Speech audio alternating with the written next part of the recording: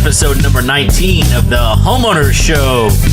Whether you're DIY or looking to hire, we're here to help you find the best information and options for you and your home.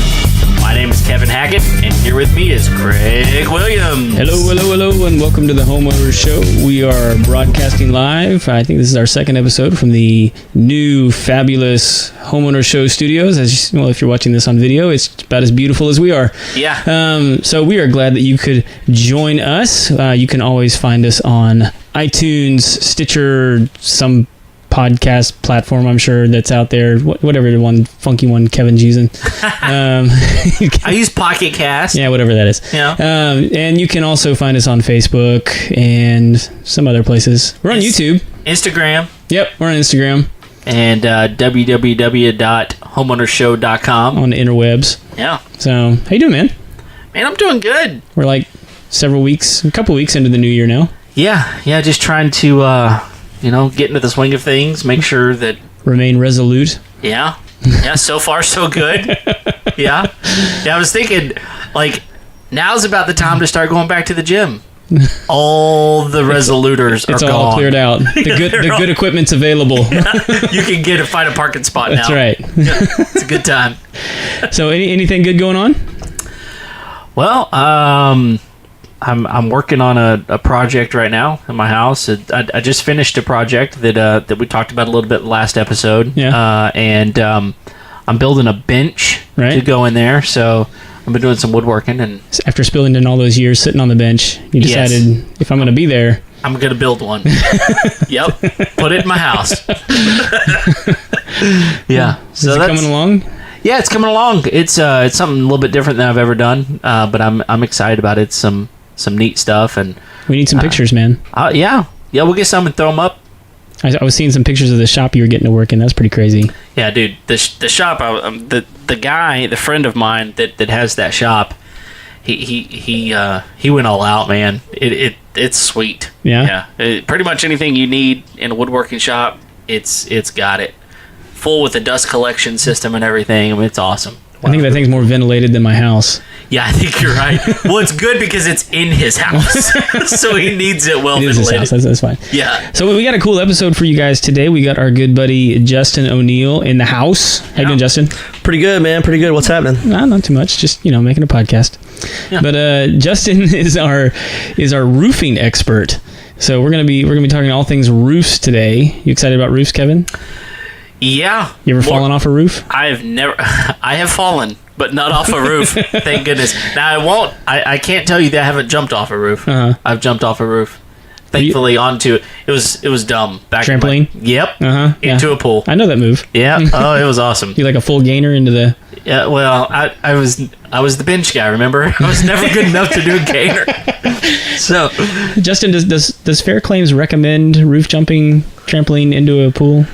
Doesn't hurt the roof at all. So, I mean, if you're to each his own. Doesn't void the warranty, right? Does not void the warranty at all, no. Just don't do it with cleats. In fact, if they'll send you the video, you'll put it up on the page, right? Yeah. Yeah, why not? if it's one of your roofs. Yeah, of course. Even if it's not, we'll still laugh at it. Okay. How much better could this have been if you jumped off one of our roofs? Yeah, obviously. Especially if there's video footage. See, that's a marketing campaign I just came up with for you right there. Yeah, absolutely. You need guys jumping off of roofs and falling, and it could have been a Fair Claims roof. We can start offering a roof platform for jumping off of as an upgrade option. Yes. Okay. So we're brainstorming, starting new business ideas. Yeah. Doing great. All right.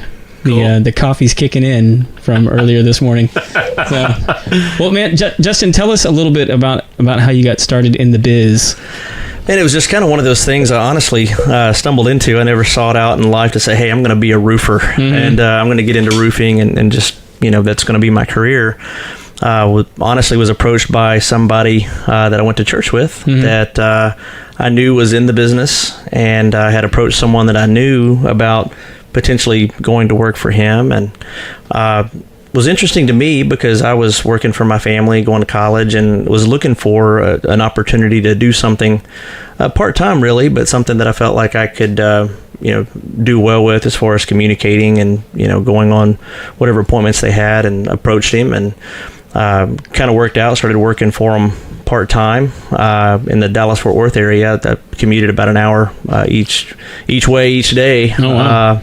But that was back when gas was cheap, and could afford such things. yeah, but just did well with it. Took a liking to it. Started having some financial success, and decided to put my collegiate career on hold while I pursued a career in roofing. And man, that was almost 20 years ago. That's the whole time now. Yeah, it's worked out. That's impressive. Yeah. So what was the what was kind of the hardest hurdle when you got started into it? I mean, was there like a big learning curve for you, or?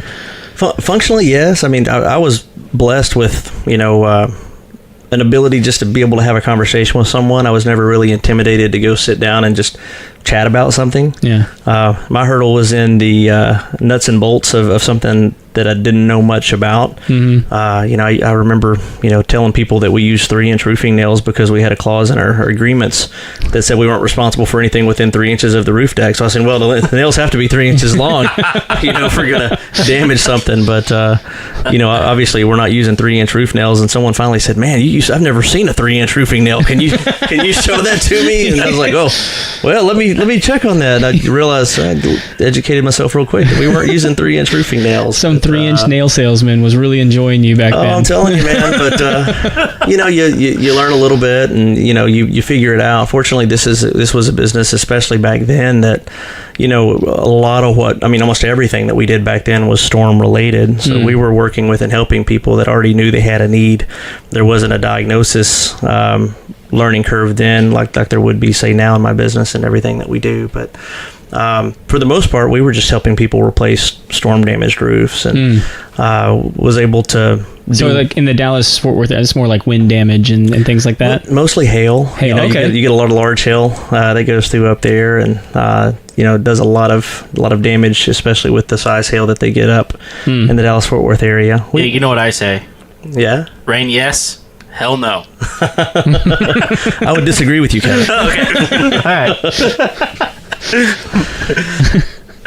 Okay, so it sounds to me like at some point that transitioned for you, though. Was that a business move that you wind up having to kind of move out of storms, or you just decided, we can branch out a little bit more and do people's roofs that just need them because they're worn out?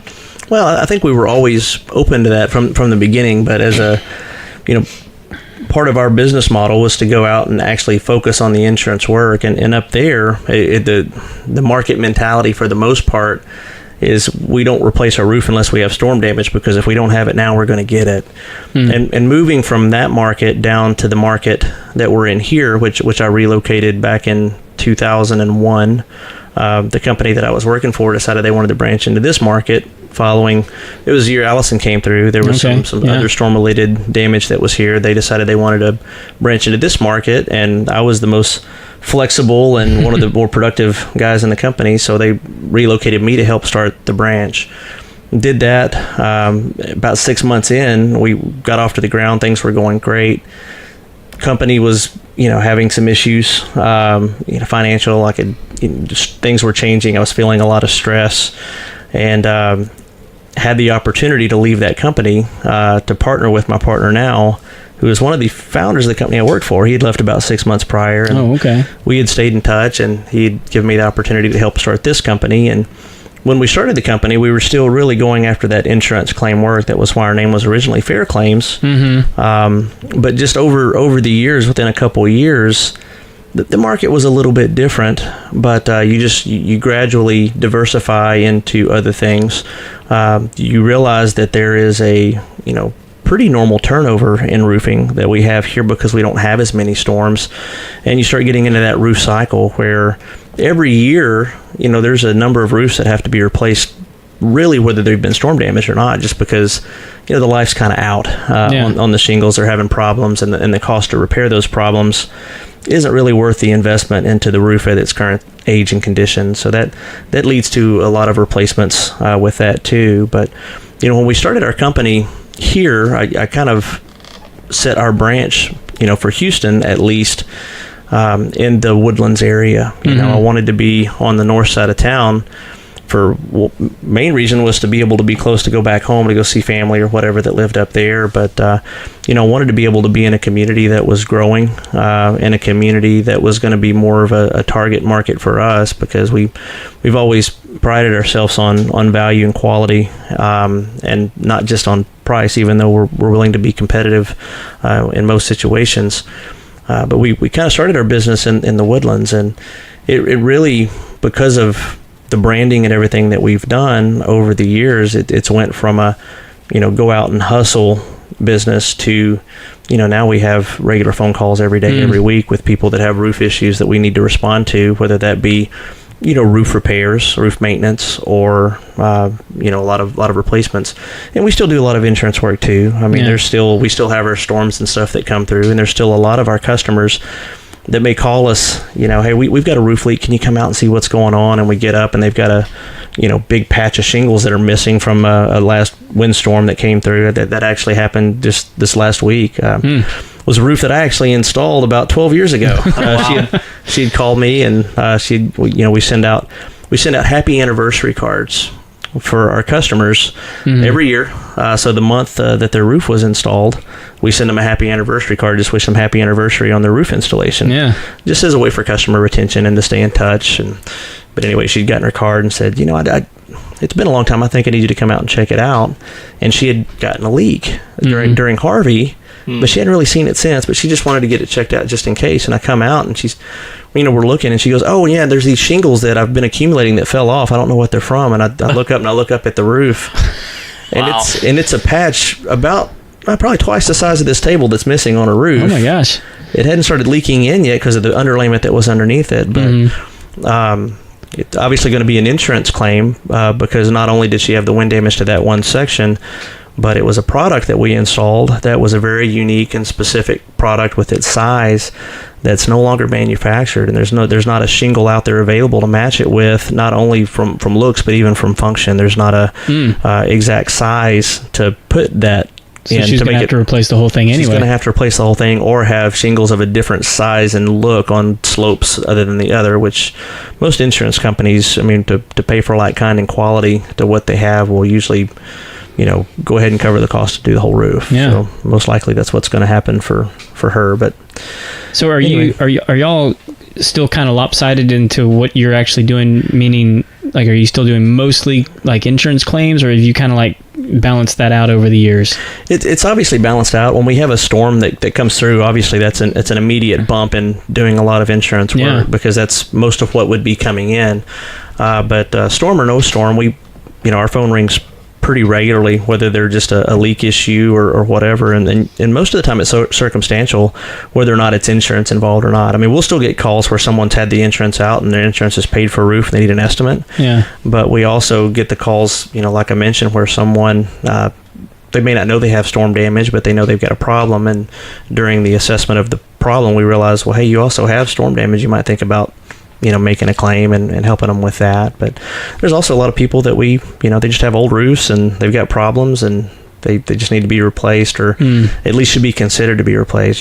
Roofs can be repaired, and they can be repaired up into a long time, but as a roof gets older and it ages, it also kind of hardens and gets brittle and becomes a lot more vulnerable to damage the product around it when you're trying to repair a shingle. Shingles overlap, so in order to take a shingle out, the shingle above it has to be pliable enough to be lifted and manipulated in order to get the damaged shingle out. Well, if it's old and brittle, you're most likely going to tear or break that shingle too. Then you've got that one to do, and before you know it, you're either leaving a repair that's not really fully correctly repaired, or you're having to take it all the way to the slope. And you start getting into things like that, the cost starts getting pretty expensive. And if you're going to make that kind of investment into the roof on your home, you might as well go ahead and just invest that into getting the roof replaced and having it done right and uniform and all done at once. It's usually my suggestion to people. We're willing to do whatever what's in their budget. If their budget's only to do a slope and fix the slope, then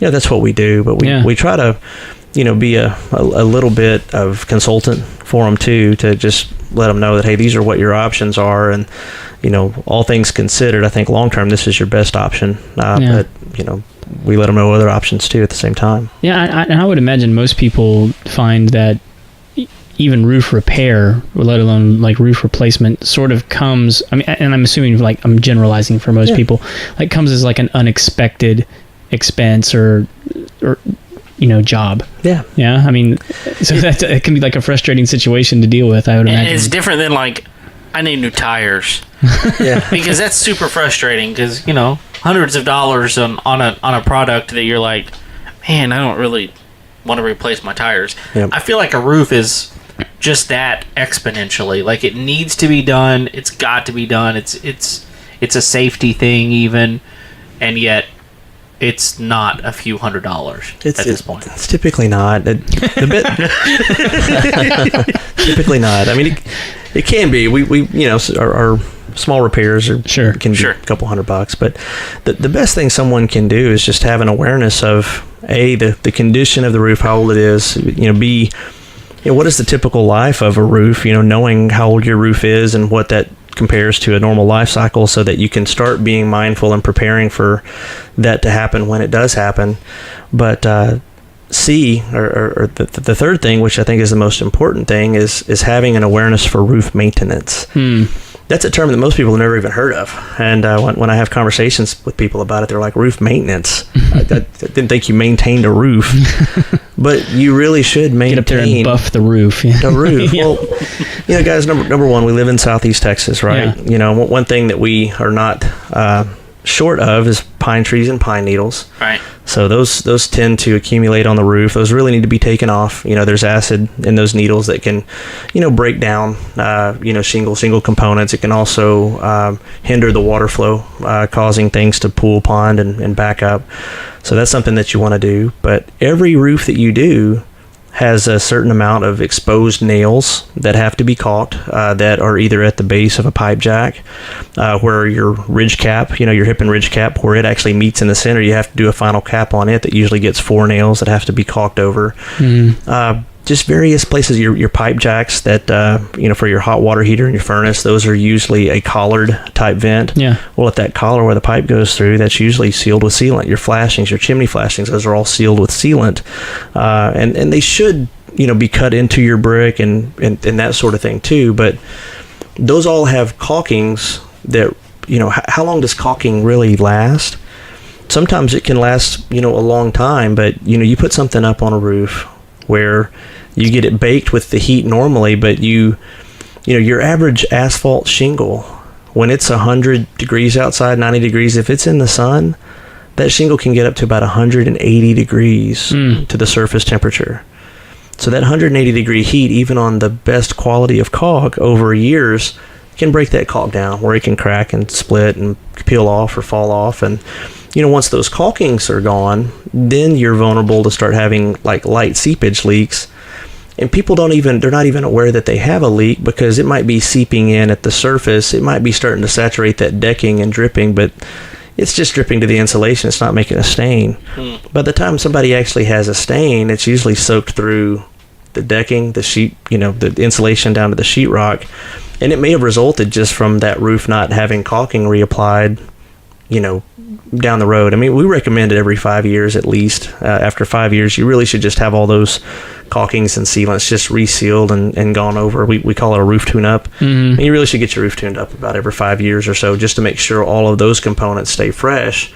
Because if not, they could break down, fail. You wouldn't even necessarily know that they had failed until other issues have happened. So like for a standard 3-2 house, I mean, what is something like that usually cost? $400 to $500. $400 to $500. So it's like for every 5 years, it's costing you $100 a year. $100 a year. I mean, to maintain your roof, rather than spending 20-30 grand on a roof or something like that. Because what you allow it to do is you allow the shingles. Everybody says, well, roofs don't last that long. This was supposed to be a 30-year roof.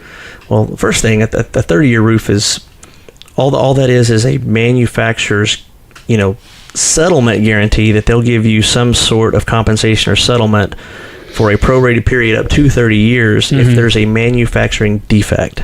Doesn't mean that's going to last that long, because an asphalt shingle, for example, is not going to perform in the same climate as other climates. In Texas, you're not going to have the same performance as you do in Minnesota as you would in LA or as you would in Boston. Yeah. Because the climates are so different that the roofs are going to wear differently. So there's no way to say that a roof's going to last a certain amount of time, but they can say for a period of however many years, it'll be free from defects, that our formulas in the manufacturing process are going to be exactly as intended so that shingle will have optimal performance life while it's on your roof. So those can vary, but the average life expectancy here is usually about 15 to 20 years. The reason that's the life expectancy, the reason you don't see roofs lasting too much longer than that, is that's kind of the period where those shingles get really too brittle to properly repair well without causing further damage. And you start getting at a life where the investment to go in and fix a lot of damaged things starts becoming really not the best investment, when that investment could just go towards the cost of a roof. Yeah. However, if a roof is maintained, those vulnerable areas that tend to break down don't break down, and the roof doesn't start leaking, and you actually have the opportunity to allow those shingles to wear into those twilight years, because there's not other vulnerabilities that you would have. You're not having to necessarily replace damaged pipe jacks because you maintained them. You're not having to replace a patch because it soaked through and damaged the decking and got soft. You're able to actually let the roof wear at the level that it would normally wear, and you get a lot more life out of it. And there's other things that you can do too when you replace a roof, components that you can put into it, different membranes that the manufacturers all recommend having, that industry building standards here, they just aren't used. New construction as a whole is still done kind of on a very, very bare minimum from roofing, and it's acceptable. I mean, it's not a bad thing per se for an immediate concern, but those components are what makes the difference in the twilight years of life of the roof. 12, 15, 20 years down the road, you end up with all these problems, and ultimately leads you to having to replace your roof maybe more prematurely than you would have had you built the roof to best practice standards, with premium underlayments, using ISOM water shield membranes around, your problem areas, pipes, jacks, flashings, valleys, etc. Again, you're mitigating your exposure per se for leaks down the road that ultimately lead to roofs having to get replaced. And these are all the reasons that you would have to replace a roof if there wasn't a storm. We still do live in Southeast Texas, and we will get our occasional thunderstorm that comes through, but we're also keeping our eye on the Gulf every year too, to see what's coming in that. And you throw one of those into the mix, and it can kind of take everything else out of the equation, and it forces roofs to have to be replaced sooner too. But so what with the and I think you said that these were like the recommendations of manufacturers of the shingles that are saying that these extra things need to be put in the roof. How much longer is that extending the life of the roof that you've seen? It's number one, it's a systematic approach. The manufacturers all sell a roofing system, right? And I've bought into that. I feel like a systematic approach is correct, because the shingles alone, obviously, will shed water, but when you're talking about a roofing system, there's so much more that goes into it than just your shingles. You have your underlayments, which would, years ago was just a paper felt, a tar paper, and there's vulnerabilities with that, because that paper is easily torn, bubbles up, and if water ever gets behind the shingles, that's what's supposed to help keep the water from getting into the house. But with the vulnerabilities of that, a lot of times that'll happen. In northern climates and high elevation, it's actually code to have to use an ISOM water shield membrane, which is a self-adhesive membrane that you usually stick down either directly to the deck or on top of the underlayment, depending on its location. That the whole purpose of that is to keep water from being able to enter in those junctions that are most vulnerable. Sure. Most houses, you're only adding $200 or $300 cost to add that ISOM water shield. It's a self-curing, self-healing product that slides over your pipes and jacks like a jacket. Goes down underneath. You have to put it around the full perimeter of the roof in the north for ice damming, but we don't have ice dam issues. But just putting that product in those areas, you're keeping leaks from developing at those problematic areas. The other thing that it does, most manufacturers will give you a more complete and comprehensive warranty against shingle defects if you have that. Okay. And as a Master Elite contractor, we're Master Elite contractor for GAF, which is North America's largest shingle manufacturing company, most well known. Using all of their components, they will give a 25-year labor guarantee on the workmanship for leaks, in addition to the lifetime guarantee that they give on the shingles, which is prorated on a 50-year scale, but with that Golden Pledge warranty or even a System Plus type warranty that we include on all of our jobs, the System Plus, if they had a defect in the shingles, which is a slim chance, guys. I mean, we're talking 0.1% of shingles have a claim against them. It's a claim rate. But the amount of coverage that you actually get should you have a defect is exponentially different after about 5 years. So with that System Plus warranty on it, if you had a shingle defect any time in 50 years, they pay 100% of the replacement cost. And if you had a leak due to the installation or workmanship of the way the product was installed, 25 years, the manufacturer will pay to have it repaired. Wow.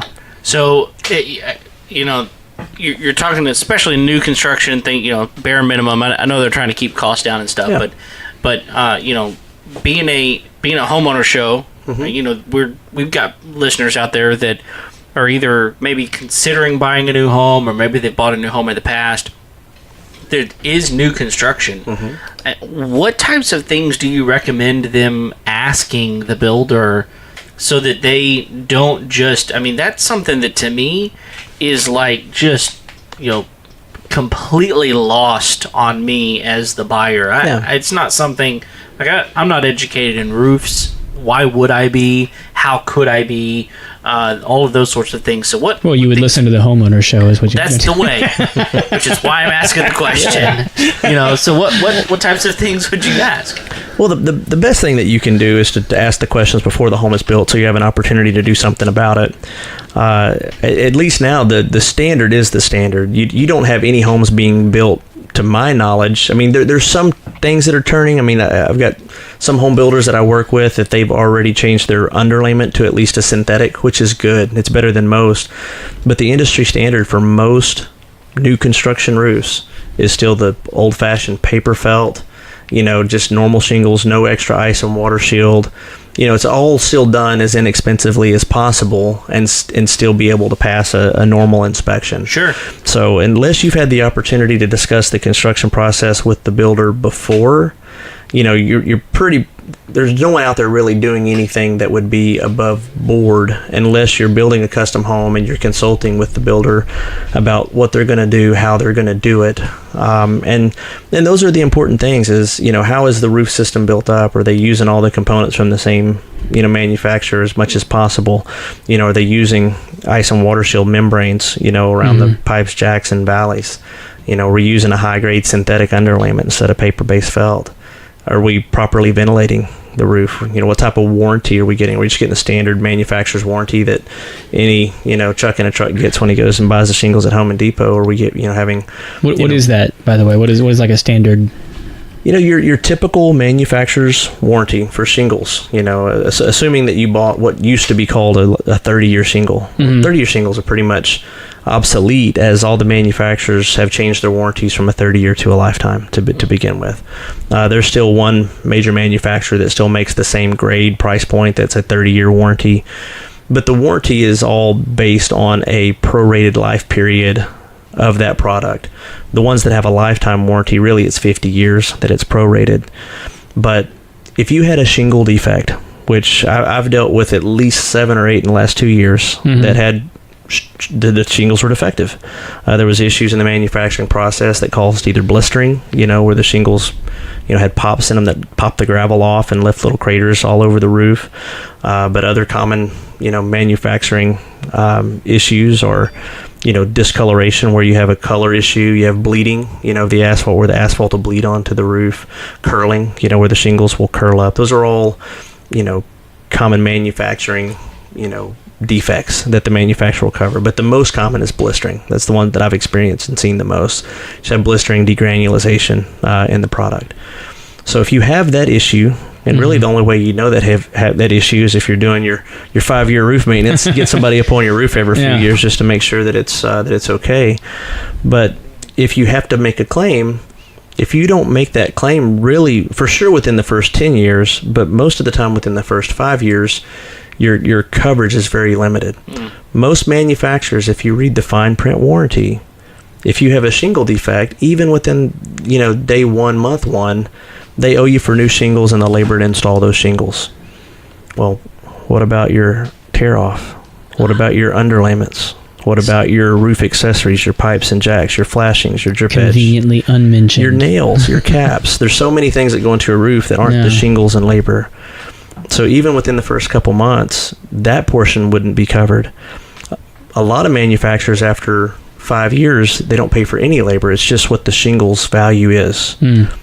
After 10 years, all the manufacturers don't have labor coverage, and that's when they start prorating the value of what those shingles cost. And some manufacturers, it's a payment on what the shingles cost you, not what it costs today. Just in my time of doing, just since 2008, shingles have doubled in price. Oh my gosh. In the last 10 years, they've doubled in price. Is there a reason for that, or? Most of it was related to the cost of asphalt and the type of crude within the barrel because of the way that all of that's being used. I'm not a petroleum engineer nor a manufacturing purchaser, but the explanation given to me is just they're becoming more and more ways to refine the part of the barrel that's used for getting the asphalt, so the amount that's actually left over has become a smaller and smaller amount, and the grade it has to be in order to make shingles has to be a pretty high grade, and then even then there's certain purification things that have to go into it to make it hold up well. And because of that, because the supply has diminished, the demand has remained or increased, it's caused higher prices to produce. But if you had a problem, you don't want to get paid half of what it costs in a depreciated amount. With for example, using GAF's example, the System Plus warranty, which cost me as a contractor $70, but we pretty much include it on our GAF system to jobs. So for $70, we have to use at least 3 of those 5 components on a roof. And those components mainly are your starter course, which everybody has to have anyway. You just use the manufacturer starter course instead of taking the old strip shingles and turning them upside down, which are not that great. What is a starter course? Well, every roof, installs from the bottom up, and the shingles overlap, so they seal to the shingle below it. Well, your first shingle doesn't have a shingle to seal to because it's the first one. Oh, okay. So you do a perimeter shingle all the way around. That's your starter course that allows the seam where those shingles meet to not have a crack there where water can go through. I got you. Okay. And also just to have a good component to be able to seal to that's fastened. Okay. But it really doesn't add much cost to use a manufacturer's starter strip than doing it the old-fashioned way. I was really asking for Kevin. He's not familiar with roofer lingo. Yeah, I just sit over here. I don't do much. Hey, I will ask you this though, because you're talking about asphalt shingles, and you're saying regular asphalt shingled. Yeah, there are a lot of different types of roofs. Absolutely, and there's everything from that to clay to metal, and others that I'm sure I have no idea what they are. Sod roofs. There you go. Thatch. Don't forget the thatches out there. Yes. Just throw some leaves up there, right? So I guess the question I've got is, once you start going into a different material other than asphalt, I know some of it is aesthetics, right? People want the look of maybe they want a different style to their house, and so they're using a clay or something like that. And I don't even know if clay is the right word, but there's tile and slate and what? Help me out here, Justin. What am I missing? Yeah, well, there's your main roofs that you have out there are either these types or ones that are meant to be these types. You have your asphalt shingles, which you have your strip shingles, your 3-tab type shingles you see on most track homes, or you have a laminated style, which has more of the look like a dimensional or shake style architectural shingle. Those are still by far the most common because they're still the most affordable roof that you can put on from a initial investment standpoint. If you really break down the longevity and some of the other factors, I think arguments could be made that you're actually saving money by investing into some of these other products that have different values. But the most common outside of that are metal. Mm-hmm. And within metal, you have either your metal paneled type roofs that you see as, often called standing seam type roofs. But there are also metals that are formed to look like tile or slate. There's granulated metal that look like tile or slate or shake, even that look like the old wood shake.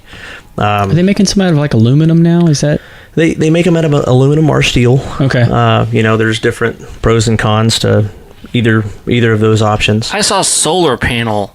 Don't get him started, man. I've seen him go off online on people about this. I'm just saying, there's so many options. I guess that's my point here. Yeah. There's so many options, and I understand that y'all can do different kinds, whatever.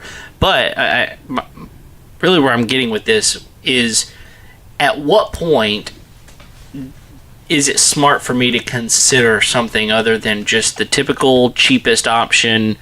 At what point does it make sense to get a different type of shingle? Does it have something to do with how long you plan to be in your home? How how old the home is? Does that have anything to do with it? Does it have anything to do as far as resale value even of your home based on what other homes in the neighborhood have? Mm-hmm. Those sorts of things. Like I just want some help understanding some of those things. Sure. Well, number one, if you live in a neighborhood that has only asphalt shingle roofs on it, it's going to be hard to increase the value of your home by putting on, say, a metal roof. Sure. If you're going to be in a home long enough, those are always going to pay dividends. A typical metal roof or a tile roof is going to last a lot longer than an asphalt roof does here in the climate that we have. The biggest benefits to a metal roof is it's a lot more energy efficient. Most all panels, as long as you're not doing a jet black color, are they're Energy Star approved. Okay. So you're just because of the reflectivity of the panels. Whether that's in metal panels or even in the ones that are shaped to look like shake or tile. It's lightweight, so it's less stress on your structure of your home. You don't have, unlike a tile roof that can weigh, 1,700 pounds per square, as opposed to a shingle roof that weighs maybe 250 pounds per square. Right. Most metal roofs only weigh about 100 to 150 pounds per square. Okay. So it's real lightweight, real energy efficient. Most of your steel roofs that are out there are Class 4 impact resistant, so they come with a guaranteed insurance discount for having that. Most of those metal roofs are Miami-Dade approved, so they're rated for more than 130 mile per hour wind. So you're pretty much making an investment that you're not going to have to replace that roof. And although you can have maintenance on a metal roof, it's much less than you would have even on a shingle roof. Oh, okay. And the savings that you have between your energy savings and your insurance savings will typically pay for the additional cost to do metal if given enough time to do so. The other thing is the depreciation factor. You're going to be able to get a true 40, 50 year life out of most metal roofs that you're not going to get out of a shingle roof. So you factor in the inflation cost and all of that. It's ultimately a less expensive option to put on, say, a metal roof that might cost twice to three times as much as what it would have cost just to put a shingle roof on when you built the home. When you get into tile and that sort of thing, you're really fitting a style for that home. Obviously certain homes are, Spanish type homes. They're built to have a style of tile on it. So once you get into tile, you have to make a decision. Do we put on a real nice clay? And, the way that clay made it, those are really made to last forever. I mean, there's imported clays that come here from Europe that are 800 years old that have been taken off. You take those off, and it's called reclaiming, where you remove them, you replace all the underlayments, decking as needed, then you put them back on. Mm-hmm. Same thing with slate. Slate's just rock that's quarried, out of mines and shaped into roofs. They're very heavy. But they're beautiful, and they do last forever, but they're extremely heavy. But they're also extremely expensive, so you're paying for a lot for that, but you're getting a certain look. Typically, real slate roofs, real old clay, those are the type of homes that in River Oaks and stuff that you see that have those, because you're talking 5 to 10 times the cost of a shingle roof to do some of those. Part of that is that you also are required to have to use either stainless steel or copper nails and flashings, that is also, a pretty high price point to do.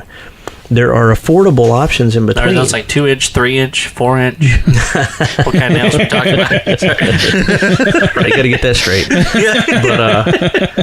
But there are more affordable options within that. There are tile roofs or slate roofs specifically that are made by companies. We've done 3 in this last year that are synthetic slates. They're actually polymer, or a rubberized plastic type material to hold it in your hand, but it is molded to look like a real slate. Wow! And it looks authentic. We've done 3 homes with it this year. And it's still an investment. Sure. It's still an investment that I would say is probably 2 to 3 times what you pay for a shingle roof. But you're getting that style and that look, an authentic look of what a real slate would be. Yeah. There are shingles, asphalt shingles, that have a slate style look too, but you can still see that they're obviously just a shingle roof, but they fit more of the style of the home a little better. Okay. That's a little bit easier price point to get into. But there's not really any return other than the aesthetic value on the shingle side. The return on doing the synthetics or the real slate, you're getting, again, they're class 4 impact resistant, and depending on the color, they're a little more energy efficient. With tile too, you also have concrete that is usually a more affordable option than the clay. Concrete's most commonly used here. Boral has a factory where they make their concrete tile out in Katy, and it's pretty reasonably priced to be able to do it. It's not the gap that it used to be to jump up to tile, but you have increased cost in framing, structural engineering, foundation, That'd be a pretty heavy roof, yeah. to hold the roof and weight that it's going to be on it. Sure. And the most important thing in doing a good tile roof of any kind is the substrates, having the right underlayments, having everything underneath it, because a good tile roof is one that you don't need a tile on to waterproof. Your roof should be waterproof on a tile roof without a single tile on it. Wow.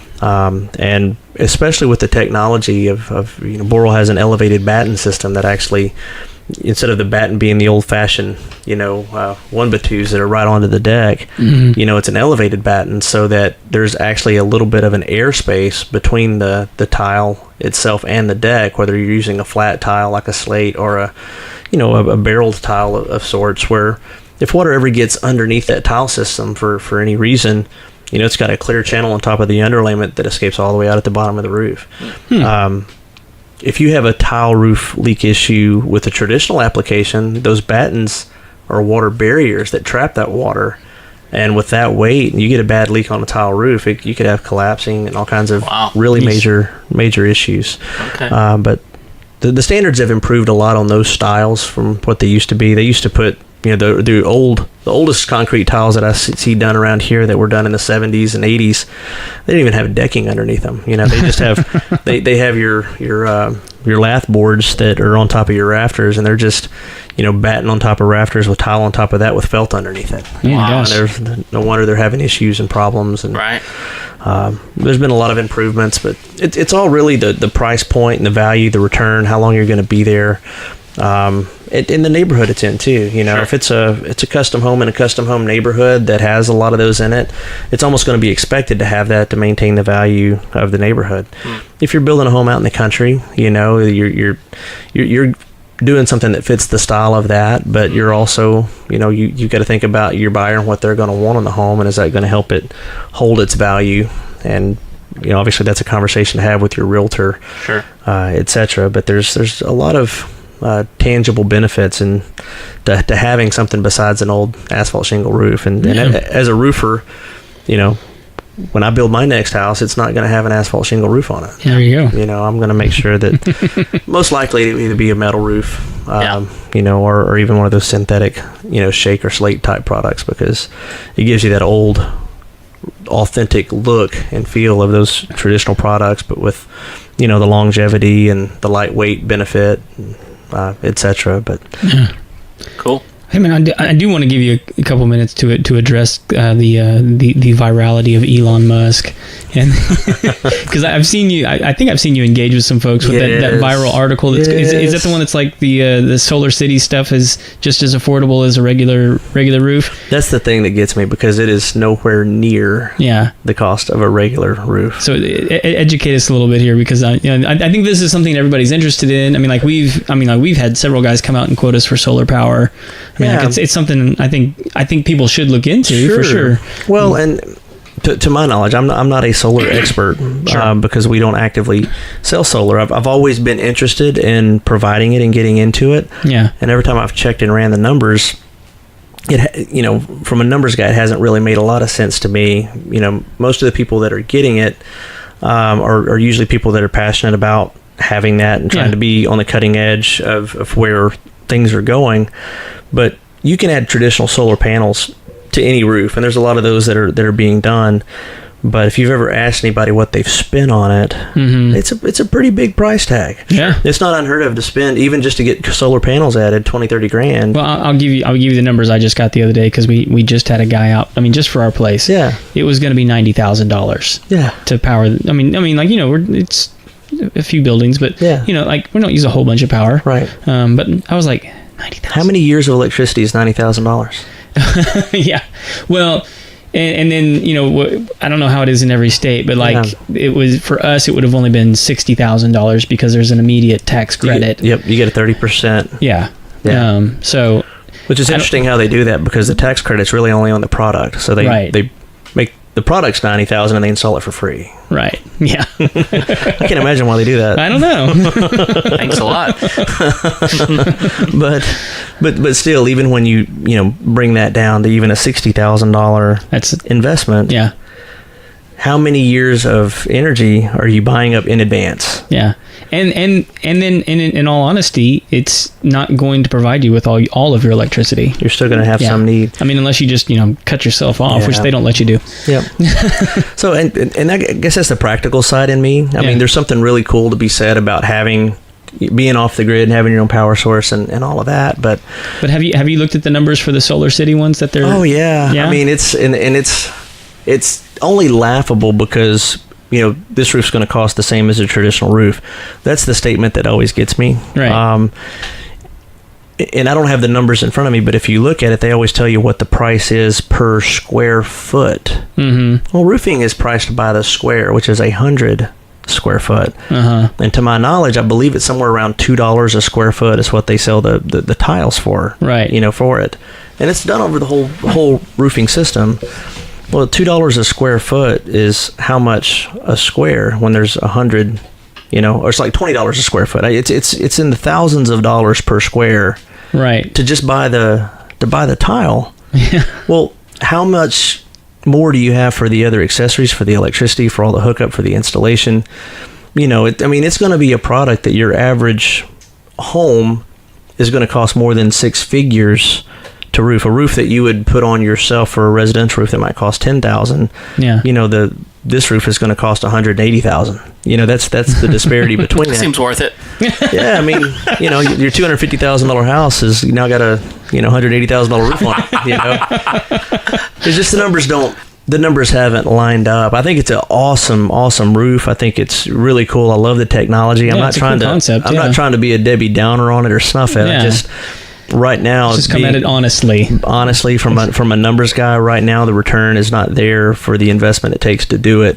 Yeah. Unless it's something that you're just passionate about and your desire to have that is, high enough that if you want it, you want it. You want it, and if it's in your budget to do it, then man, more power to you. Rodeo up, come on, be fun. But anyway, don't see you having a good financial return on that investment. Yeah. You have to really want it. You have to really want it and be okay with just, it's kind of like when you go buy that brand new car, you're buying it because you want that new car. Right. And eventually it's going to be worth something, but when you leave the lot, you just lost to whatever that depreciation was. Sure. Yeah. Multiply that by 100, and that's the same feeling of depreciation on buying the solar system. Take a hard pass on that. Yeah. And I'm sure there's some increase in value and all those other things. Again, I'm not trying to Sure. be too negative on it, but just you look at the cost of energy now and how affordable it still really is. Man, it just right now, the cost of having to set yourself up for most of those solar systems just don't pay a normal return, especially here in Texas. I know in other places in the country, there are more aggressive programs to be able to help offset some of those costs. And some of those places, it makes sense. And a lot of the companies here, they get people sold on the financing, because a lot of times your payment can be equal to what your energy payment is, so that it's a wash. And to some people, that makes a lot of sense if you're going to be in that home forever. Yeah. But if you ever sell the house, you still got that payment. Yeah. Right. For the next 20 years. Unless you can roll it in somehow, which I don't think they let you do. That's what can get scary also. Yeah.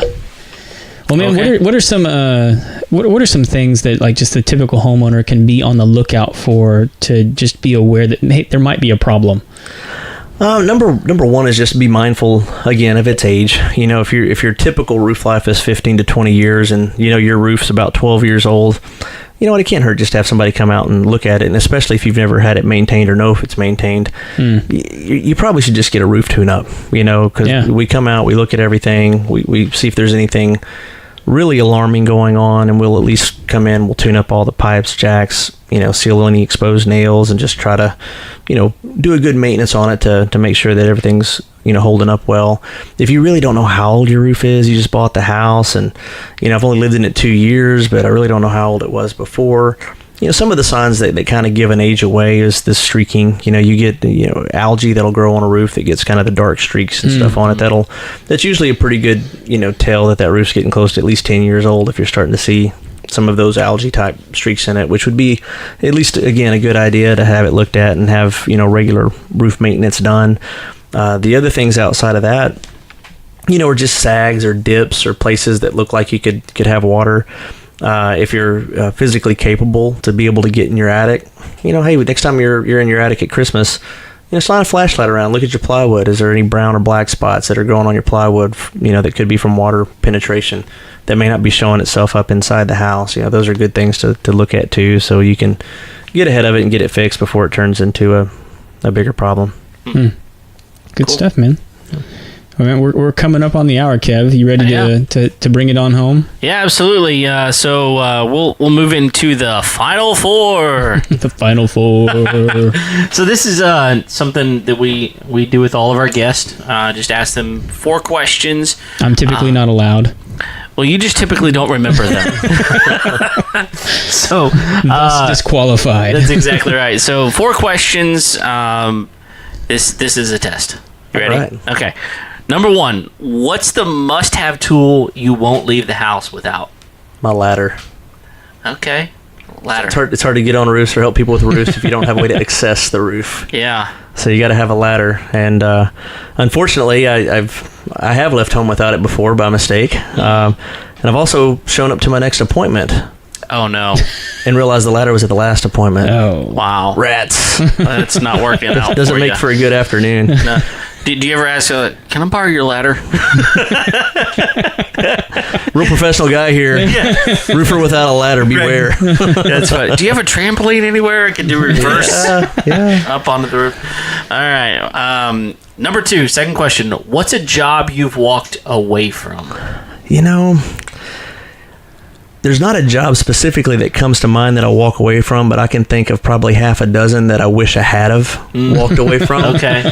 You know, those are things that you just kind of learn, and it does kind of give you cues. So, you know, unfortunately, a personality flaw of mine is I'm an eternal optimist, and I feel like I've never met a challenge that I can't, you know, at least turn around, conquer. Yeah. You know. Sure. And I do, honestly, I take pride in satisfying some of the most difficult customers out there. I enjoy when I get the engineer that's got a 5-page list of questions that he wants to talk to me about and look over, you know, because I know that I'm going to be able to answer those questions and to be able to take care of it. But there has been jobs that I've done where you get into and, you have the customer that has a personality in the morning that's not the same personality that afternoon. And there's a third personality that shows up the next morning.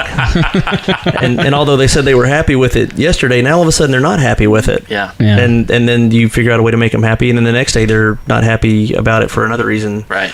Those are the kind of customers that, gosh, probably were better suited for my competitor. Yeah. But, overall, I mean, I love people in general. Yeah. I enjoy working with people of all types and kinds and backgrounds and, roof situations. So Sure. it's, I try to take on, if I feel like I can do it, I take it on. I try not to steer away from it too much. But, as any business owner or anybody in the construction field, you've got to be smart about it. Sometimes there are customers that ask for things that are just not realistic, and you have to be smart enough to steer them away from. Right. And there has been jobs that I've just told people that we couldn't do something. It wasn't that I didn't want to do it. It's just that it wasn't physically possible to do it in a way that, everyone feels good is not going to be, okay. Wanting to put a slope on something and a product on that slope that's not graded for that slope. Yeah. Those are the kind of things. Somebody wants this patio, for example, or they want to do an addition and make all the roof lines tie together, but the only way it ties together if you put almost a flat slope on it. But if you do a flat slope, you got to have a flat material. Well, they don't want that flat material because it doesn't look right. It doesn't look like the rest of the house. So I mean, those are the kind of things you can get into that sometimes you just have to walk away from it because it's not really in the scope of what you want to offer to do. Sure. Well, that makes sense. Yeah. Okay, that's good. All right, third question. How do you wind down at the end of a long day? Man, most of the time, it's not to sound sappy, but it's just through good conversations with my wife. Just kind of visiting with her, asking her about her day, talking about my day. Sometimes it might be over a good margarita at the Mexican restaurant. Yeah. But just that and a guilty confession. I have been known to wind down with a little Candy Crush. Oh, there you go. okay. It does it. Just kind of. It's good to get that kind of stuff out in Takes the your open. mind, off of off of the stresses of the day and just kind of. It's an escape tool for sure. It is. Yeah. All right. The Candy Crush. It's out. Are you any good? No. I refuse to buy the power-ups. Oh, okay. Yeah. So sometimes I'll go 20 times on the same level till it feels sorry enough for me. It just lines them all up. Eventually the stars align. Yes, I mean, that game's been out, almost 10 years, and I think I'm only on level 131. Man, I believe in you. I think you can get there. Right. All right, last question. You've done well so far. Last question. What's one of the best pieces of wisdom or advice that you've ever received? Man, it's a good thing you asked that. I actually just shared this with my team, kind of coming into the new year.